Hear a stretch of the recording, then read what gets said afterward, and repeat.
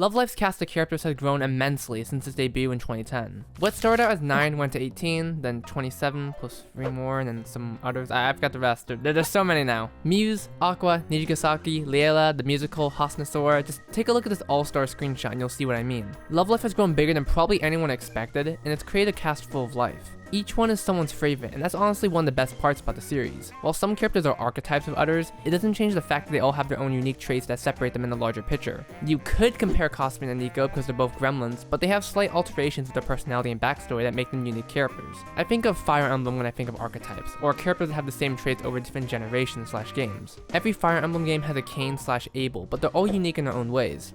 They literally all look the same, but I swear they're different. With this large cast though, you aren't going to be able to divide the attention equally between them, and this is where some idols may be neglected. Idols that don't receive the attention they deserve. When the spotlight is on everyone else, they get all the dust particles in their eyes and it fucking hurts. Love Life, in my opinion, has always struck an alright balance when it comes to dividing attention between groups, more so in recent times. We had the Love Life Fest in 2020, the Idolmaster collab a while back, and just recently, the Asia Tour featuring songs that were covered by multiple groups at the same time. Despite all that though, you're inevitably going to leave some members in the dust, as they say.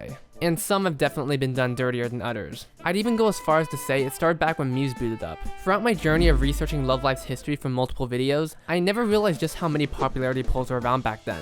It's toned down immensely now, but back then it had genuine impacts for the series. Songs and singles would have their centers determined by polls. Even collabs of stores were decided by it. This would obviously lead to results where one had to be ranked last. Now for some unknown reason, many of the records only show who won and not who lost. It's only with Nijigasaki that they revealed who was the least voted, which is very unfortunate because that's my favorite group, so it hurts seeing my favorite characters being at the bottom of the list. But the feeling of being neglected wasn't felt just with the polls, but other aspects as well. Think of the illustrations that were created around this time. Think of the members that aren't present in it. Someone's gonna end up with the short end of the stick. Someone's gonna have a favorite character that just doesn't get the love they deserve. Although to be fair, someone's favorite character could have gotten all the content in the world and still be greedy for more content.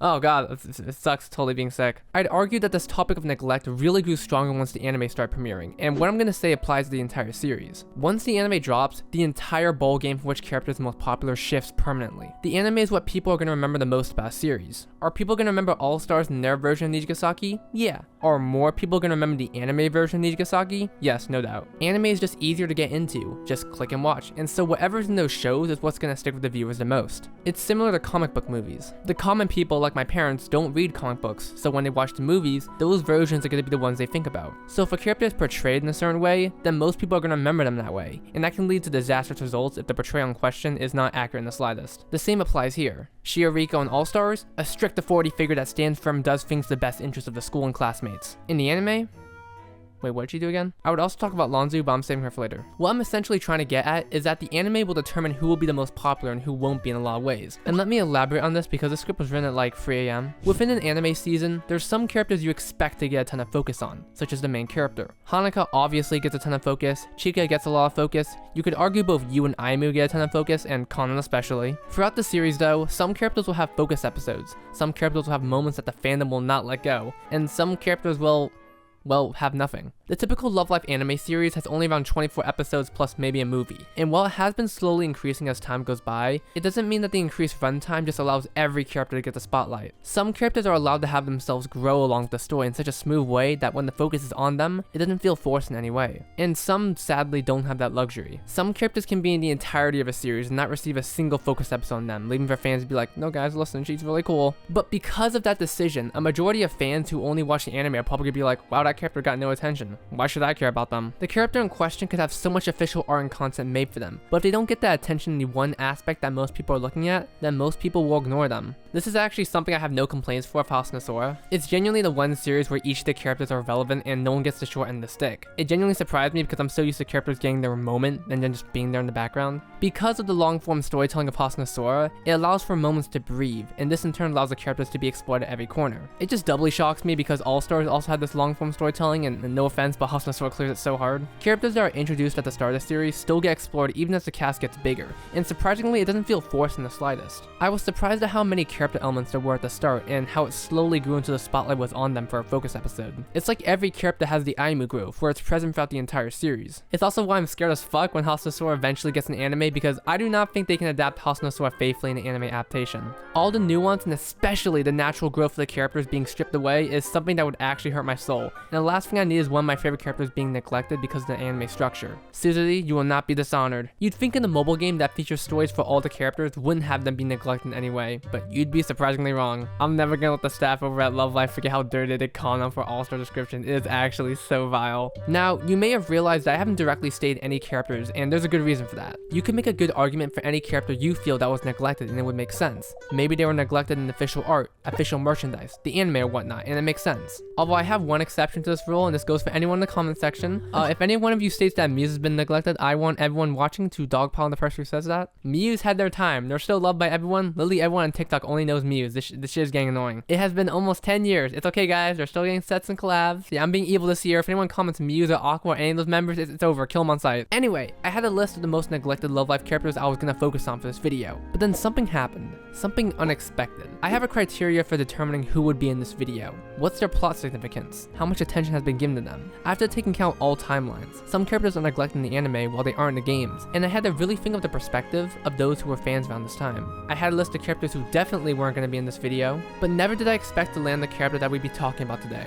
The most neglected character in the entire Love Live series is the otter from Hasunosora. Do not click off this video. Hasunosora is one of the most unique projects regarding Love Live, and to keep it short because I plan to make a video about it, think of it as an ARG that pretends that the characters in the series are actual people in real life. Everything, from the app to the streams and the live concerts, are all made to look and feel like real life, but visually still look the same. Going with the ARG comparison even more, the gimmick with Hasunosora is that it's taking place in real time, meaning that as I'm speaking, the story is continuing either with streams or new story events that pop up, and it only goes to further immerse the viewer. This is where we can dive into the story of the otter. In episode 1 of Hasunosora, Kaho is jump scared by an unknown figure, but she's luckily saved by one of her upper classmates, Koze. The unknown figure turns out to be an otter, and immediately it raises some very important questions. Who is this otter? What's their name? What are their aspirations and goals? Immediately, we're only given a bit of information, but it's enough to intrigue us. Firstly, it's a pet, as Hasunosora harbors a ton of animals that chill around the campus. Secondly, it's fed by the student council, meaning that's being taken care of, which is good because all otters should be treated with love and care. Now you may be thinking, Noodle, this is literally just an otter, what are you talking about? But let me continue.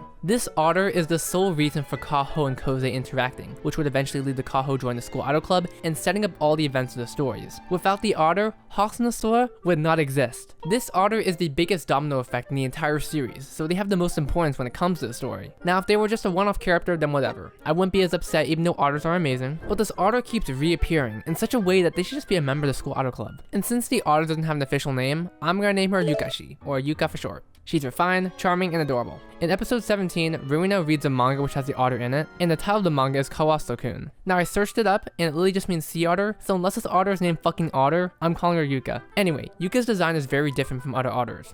Here's an otter for reference. Some of her unique traits include a heart-shaped fur and a little ribbon tied around her tail. This instantly makes her design recognizable. Any otter you see is an otter until you see those two traits. It's like parrot or platypus. As far as I know, she's the only otter on the campus, which makes her even more special. Now unfortunately, Yuka doesn't get any voice lines in the story, but she is brought up at multiple points thanks to one of the best characters in Hasunosora, Yugiri Suzuri. Suzuri loves otters, and it's thanks to her that Yuka gets cameo appearances in the series. She also loves Sayaka, and Sayaka is like slightly higher than otters, but it's closer to like both S tier. The first time Yuka makes a cameo appearance is in episode 4, where Sayaka gets angry at Suzuri for slacking off in class, either be sleeping or letting an otter sleep on her stomach. This important event is sadly not illustrated, but it shows the important bond both Suzuri and Yuka have. Otters are very adorable creatures, so if they trust you to sleep on you without feeling threatened, that means you have an amazing aura, which Suzuri has a ton of. The second cameo appearance Yuka has is sadly not an actual appearance. In episode 8, when Suzuri and Koze are forced to work together, Suzuri comes up with a design to help sell their small market they're working on. Her design? This thing. Now on first glance you're like, that is not an otter, but if you notice, there's the pink ribbon at the tie, meaning that Yuka definitely had an inspiration in this design. Even though it looks like a penguin, it looks like a combination of a penguin and Yuka.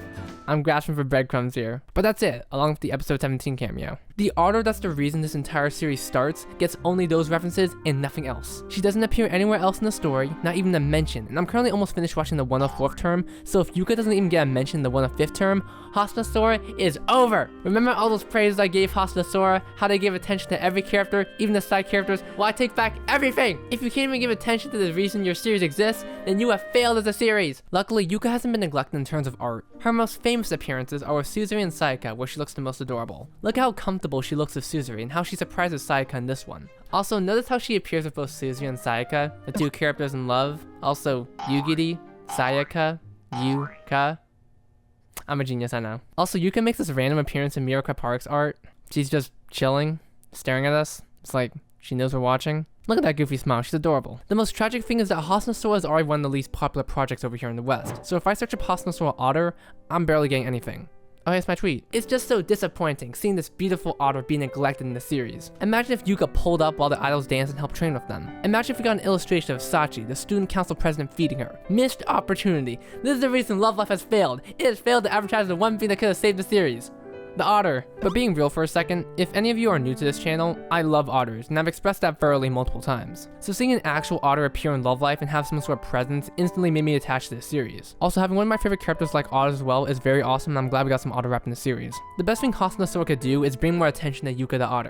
Yes, that's her name now. She better be mentioned in the 105th term in any way, shape, or form. We need more otter illustrations, god damn it. I know I don't have much talking power, but if anyone can draw, please draw Yuka. She deserves it and she needs all the attention she's gonna get because Love Life will definitely not give it to her. So, thank you for watching this very serious video. This is non-biased, and anyone who says otherwise is wrong. Love Life, if you create otter merch, I will literally buy all the merch and create and eat a bag out of it. I have had this fucking bag for so long. It's just filled with Ashwa. I was gonna plan to fill with Love Life characters, but you know what? All Love Life characters can go die. I'm only focused on the otter. You can literally see Ashwa here, but if you make otter merch, I will literally just fill the otters all up right here. I don't even care if it's really match the color at all. It's supposed to be for Ashwa, but I'll make it for the otter instead. I will be the biggest Hasunosora otter fan in the world. Just make the decision. Make some pins. Make some, I don't know, those sticker things. I'll literally just plaster them onto here. All right. Also, Love Life. Can you officially just name the otter like any name besides just otter? Like, if you're not, I'm literally just gonna call it Yuka from now on. Like, no. Who the fuck is talking about the Hasunosora otter?